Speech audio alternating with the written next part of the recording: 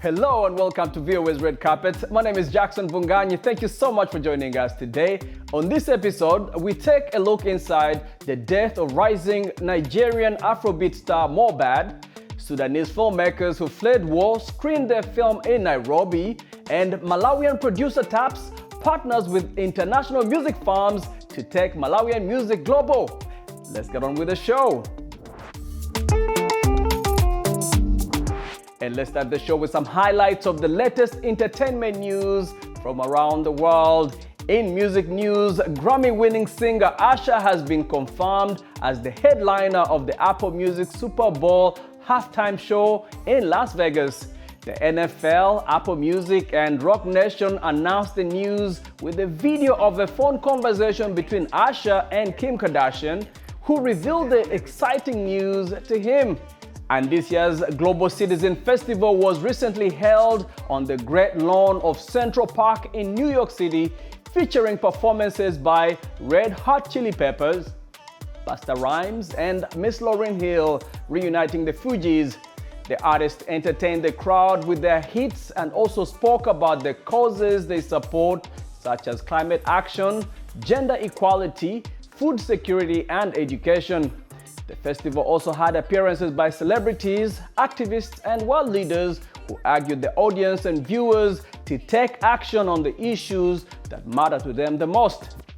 In sports news, Ethiopia's Tigist Assefa set a new women's marathon world record in Berlin. Double Olympic champion Eliud Kipchoge of Kenya secured his fifth straight men's race victory at the revered Berlin Marathon. Let's get to some more music news. The death of Nigerian singer Mohbad has sparked outrage and grief among his fans and fellow artists. The 27-year-old Afrobeat star, who was signed to Naira Marley's Malian music label, died on September 12th in mysterious circumstances.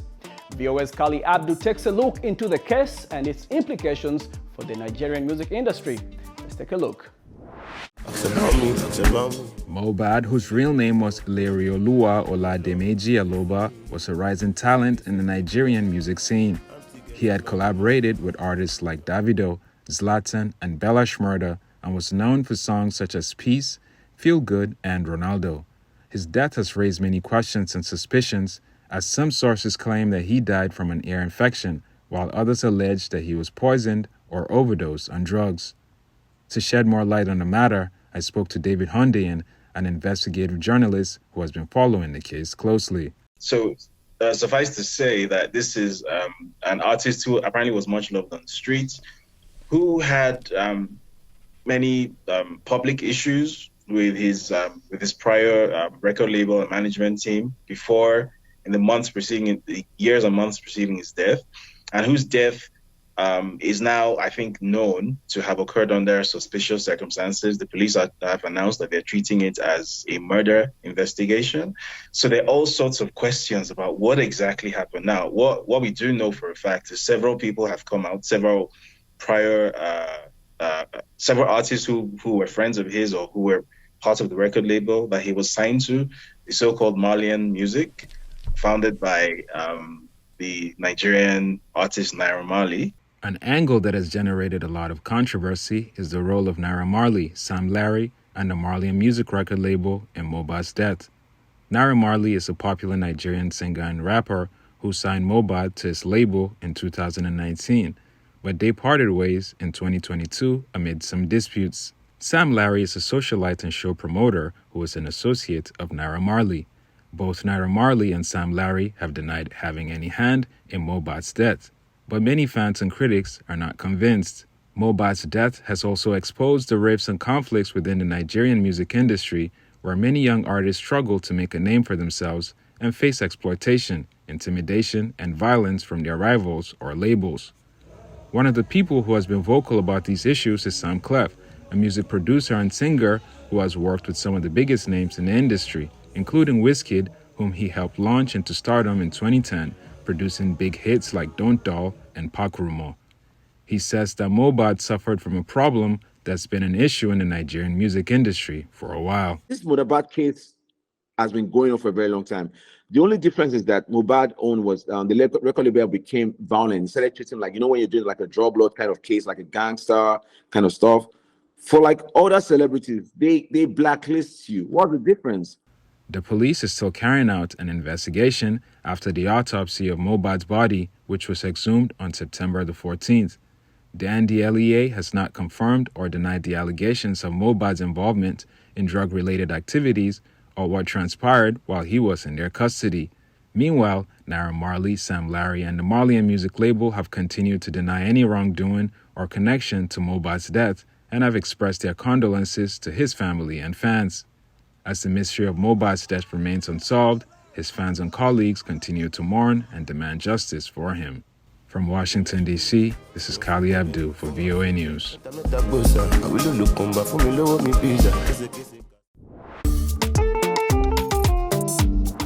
Malawi's acclaimed and veteran music producer Tapuwa Bandawe, popularly known as Tap, says that he has struck a working partnership with global music agencies to promote local Malawian musicians and music at a global level. Under his local music promotion label Pamudzi Soundscape, Bandawe says the deal seeks to open doors for Malawian music and musicians to over 250 global digital stores and streaming services such as Spotify, iTunes, and Amazon. VOA's Red Carpet spoke to Bandawe at his studio in Malawi's commercial capital, Blantyre. Let's take a look. Bandawe says the deal also seeks to ensure that Malawian music appears in Hollywood movies, documentaries, Netflix series, and adverts worldwide, where Malawian musicians will be paid at the same rate as other international artists. We are giving Malawians this opportunity. They give us their music as long as it's of good quality. We get it on these digital platforms, we get their poster, but also we help, to market them here and there. But the main onus is on the artists marketing themselves. So really that's what it is, a digital distribution deal that we're giving to Malawians at no cost to themselves. The global music agencies he has partnered with in the deal include Shamiso Music and Entertainment, based in South Africa, Christian Tattersfield, based in the US, and Mark Asherford, based in the UK. Bandawe says that only a few of Malawian musicians like award-winning hip-hop artist Try Green have made it on the international stage, but many continue to struggle because they tend to copy foreign music. So what artists tend to do is they'll tend to copy from South African genres, Nigerian genres. Now, the problem is when you take it international, you go to the UK and the UK person says it's from Malawi. Is Malawi in Nigeria? No, Malawi is its own country. This is Amapiano, but is Malawi in South Africa? No, this is Malawi. No, guys. They want to hear some authenticity. They want to hear Malawian music. Bandawe says that he's currently working with the Department of Culture, Copyright Society of Malawi, and Malawi Communication Regulatory Authority by going into districts and recording original Malawian traditional music. Now, what we are encouraging the new artists or the new sound artists is Malawian artists and Malawian producers. Let's listen to our original music and let's take from there and let's incorporate it into this new vibe. Renowned gospel artist Gloria Manonga welcomes Bandawe's initiative. This issue of online marketing needed a lot of sensitization. It doesn't mean that we don't do well. It doesn't mean that we don't know how to sing. It doesn't mean that we don't know how to produce good music. But we were left behind. We could not know where to go, what to do, so that we should be recognized worldwide.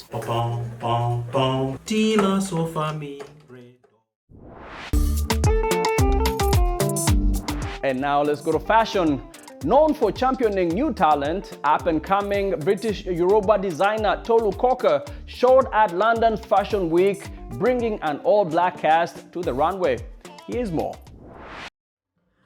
Her varied collection, which features shorts teamed with corset-style tops and neutral-colored skirt and trouser combinations, was driven by her Yoruba roots and the yearning to commemorate slices of familial history.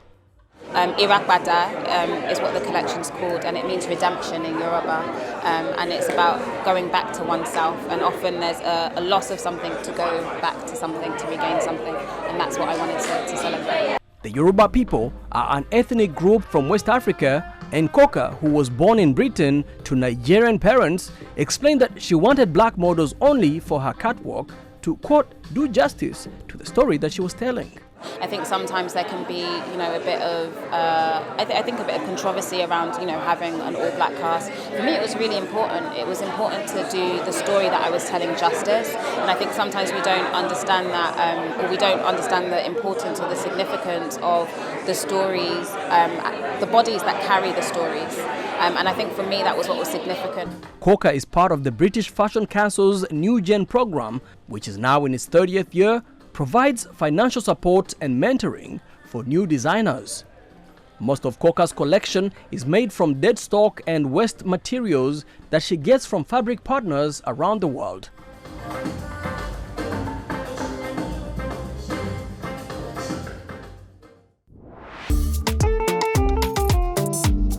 And now to some more film news. When an award-winning Sudanese filmmaker documented the journey of Sudan's martial arts team, which traveled by road to Kenya for an international championship in 2019, he did not know that 4 years later he would be taking a similar path as he did in the film Journey to Kenya, but for completely different reasons. VOA's Mariama Diallo recently attended the screening of his movie and those of other Sudanese filmmakers and has this story. It's a journey the group thought would take 2 to 3 days from Sudan to Kenya via Ethiopia to participate in an international jiu-jitsu competition in Nairobi, but it turned out to be full of surprises. It took us 6 days, days sleeping in the car, days sleeping at a gas station in the car. And I remember that there was a coup in Ethiopia, we had no internet, and we couldn't follow the map, so we lost the road. The hardest part for me was just sitting in the car there, it was so long. At the end, through insurmountable challenges at times, they made it to Nairobi 2 hours before the competition started. And they made their country proud. Screening the movie for the first time in Nairobi felt different, Snoopy told us. He recently had to make a similar trip again because of the war in Sudan over the past 5 months. Right now, I'm living my movie, not living with the characters like in before as a filmmaker. And I went through the same thing, and it was so painful because I traveled for 18 hours from Ethiopia to Kenya borders, and from Kenyan borders to here, 19 hours. Rafa Reynas, another filmmaker, also debuted a short documentary about an unusual beauty salon in Khartoum. The salon is also a sanctuary for women across Sudan, fleeing domestic violence. I got married in 2017. The first 6 months, we were in a good place. After 6 months, my life turned 180 degrees. Then started the verbal abuse, hitting.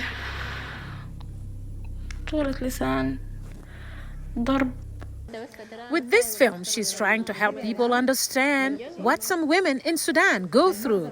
The domestic violence, the harassment outside, even the rape, a lot of stuff going on. So I'm just trying to, tell the story in a creative way that's I'm not attacking the man. I'm just giving the woman space. While these filmmakers have found a new place to live in Kenya, they also hope to someday be able to document the war at home in Sudan. Mariama Diallo, VOA News, Nairobi. And thank you for watching VOA's Red Carpet. My name is Jackson Vunganyi. For more entertainment news, remember to check us out at voaafrica.com. We are also on Facebook, on Instagram, and on YouTube. Don't forget to like, to share, and to subscribe. Until next time, goodbye everyone.